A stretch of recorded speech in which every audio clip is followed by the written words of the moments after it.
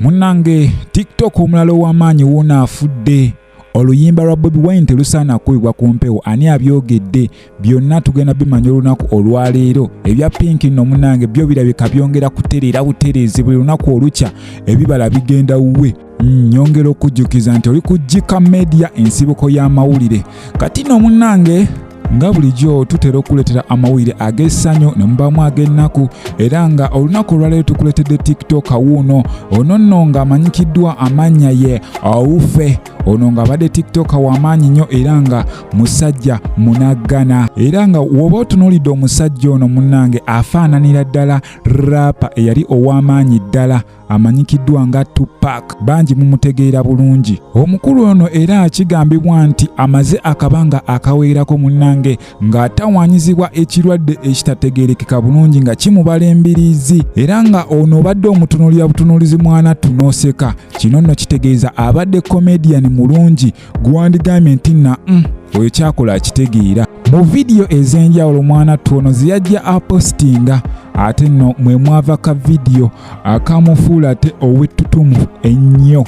Kano nno nga katambula amawanga, era obanga otunuulidde ekifaananyi kye ate nno mwe bajja akafaananyi ke kimmanyi wenjogera ku stickers mwabeera ku social media oba okitegeera. Kano nno bakakozesa nka sticker mwana twakafaananyi ke, era nga kakolera ddala n'okutambula nga kwotadde, era nga kino kyayongera ddala okumusitula n'okumufuula ow'ettutumu. Jjukira bulungi nabagambye ono musajja munaggana.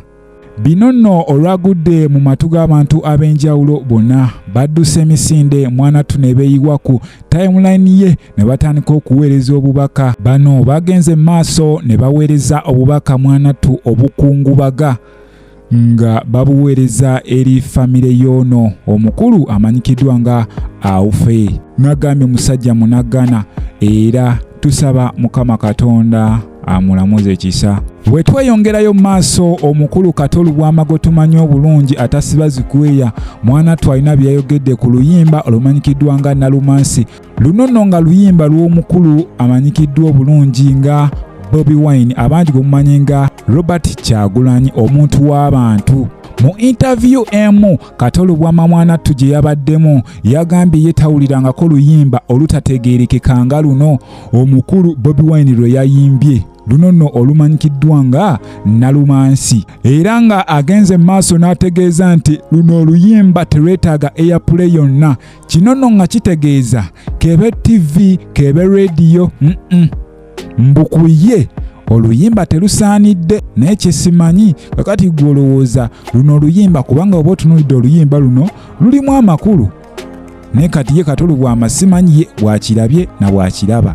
Kale naye ffe katugende mu maaso. Nga bulijjo tukimanyi bulungi nti nno omuntu yenna avaayo n'alumba omukulu Bobi Wine oba Robert Kyagulanyi ate mwana abawagizi be talina gy'abadda, anti bano bavaayo nabo ne basitula amaanyi ne bamulwanirako. Naye ate wekituuka ku Katolu bw'ama basalawo ne babyesonyiwa. Omukulu Katolu bw'ama ye agamba mu bigambo bye nti ekyasinze okumunyiiza ye omukulu Bobi Wine okuvaayo ate n'alumba Abaganda mu luyimba luno olumanyiddwa nga Nalumansi. Kyokka nga oba okitunuulidde obulungi abawagizi be abasinga bava mu Central, ngamba abawagizi b'omukulu Kyagulanyi Sentamu.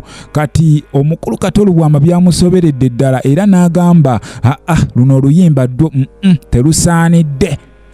Era mwana tunze mu kulaba okwange Katolu bw'ama alinga agamba omukulu Kyagulanyi Sentamu oba omuyimbi gwe tumanyi obulungi Bobi Wine addeyo mu studio alikodinga oluyimba olulala. Kyendabanga ekintu ekitasoboka. Omanyi omukulu Bobi Wine ye musajja abeerawo nga mu butuufu buli omu alindiridde kikyaleeta. Tumumanyi bulungi musajja akuba ebigoma n'ebituulira ddala, naye omukulu ye Katolu bw'ama agamba luno terwatudde.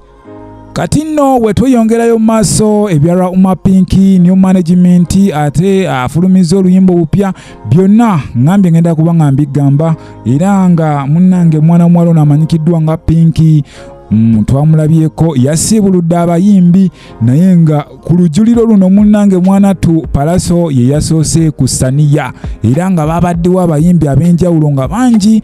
Ekijjiro kyagenze bulungi oba giyite futaali.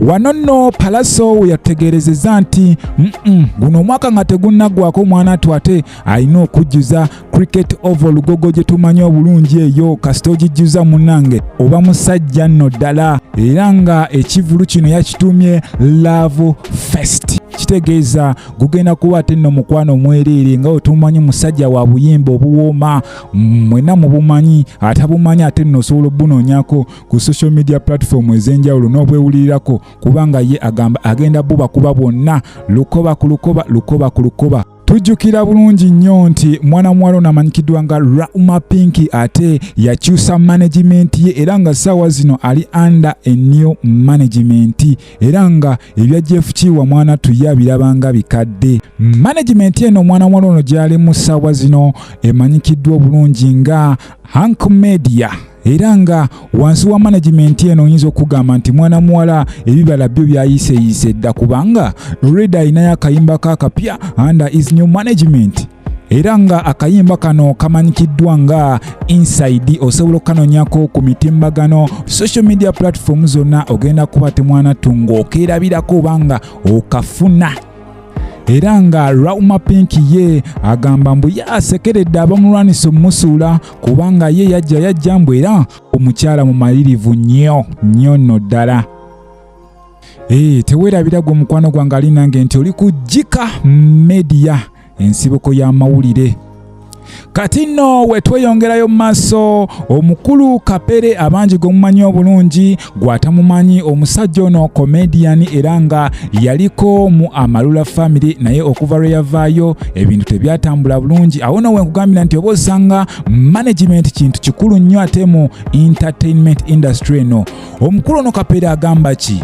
Ono nno avuddeyo n'akoola ba promoter mwenna Bajo Balamu mwenna obanga omanyi ng'oli promota ng'agamba East etuuse bannange nange nina famire lwaki temujja ate munnange ne mumpa ku mirimu nange nenzija nenkola ate nenfunira famire yange ekyokulya. Ngaffe naawe tukimanyi bulungi nti nno ate mu bikujjuko nga bino Easter Yidi ate munnange abayimbi bayolera ddala bakomediani bayoola. So kakati omukulu Kapere gy'abadde eyo agenza okulaba nga mwanatu talaba kasimu talaba ka message ka promoter yenna n'agamba nno omugezi ajja ne yeerwanako era avuddeyo n'akoola mwenna bekikwatako ngamba ba promoter bambi omukulu ono bambi mumukoleko mumukubire akasimu mugambe Kapere okubira sente mmeka jangu ate olabike nga naawe munnange okikwasaganya wano kikwasaganye tukitwaleganye era nga ye agamba bambi kino akikoze ku lwa famire ye kubanga nabo balina ofuna ate ak'okulya so mukikoleko bekikwatako. Teweerabira mukwano gwange gwe ali nange nti oli ku Jika Media ensibuko y'amawulire era nga ogenda maaso osubscribinge olikinge ate osobola ogendako ne wali mu comment section yaffe n'obako kyotugamba anti obadde ne Venom MC mukama abankuumire.